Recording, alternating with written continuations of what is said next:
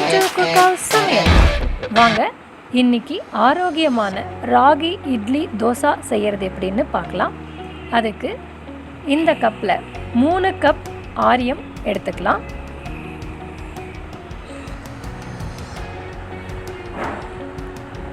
அதே கப்பில் 1 கப் இட்லி புழுங்கல் அரிசி அப்படின்னு சொல்கிறத எடுத்துக்கலாம்.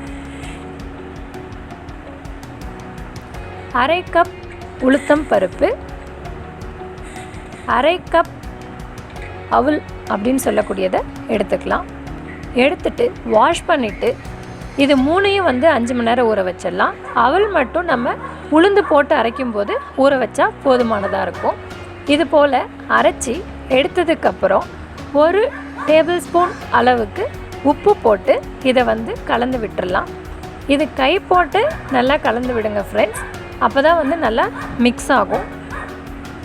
இது போல் கலந்ததுக்கப்புறம் 8 மணி நேரம் இது அப்படியே விட்டுடலாம். அப்போ தான் நமக்கு நல்லா புளிச்சி வரும். பாருங்கள், 8 மணி நேரத்துக்கு அப்புறம் ஓப்பன் பண்ணுறோம். இது போல் நல்லா வந்திருக்கு. ஸோ இந்த இதில் நம்ம இட்லி ஊற்றிடலாம்.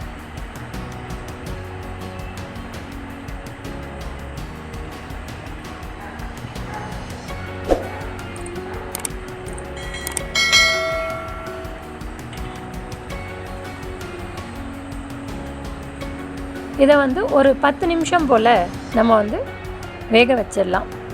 10 நிமிஷம் ஆயிடுச்சு. இப்போ நம்ம ஓப்பன் பண்ணி பார்க்கலாம். பாருங்கள், நல்லா வெந்து வந்திருக்கு. இது போல் ஒரு ஃபோர்க்லேயோ ஸ்பூன்லேயோ நம்ம பார்த்தோம்னா ஒட்டாமல் வந்திருக்கு. ஸோ நல்லா வெந்திருக்கு.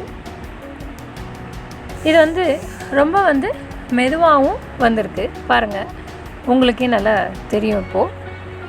ஸோ இதே மாவு நம்ம தோசை கூட செய்யலாம்.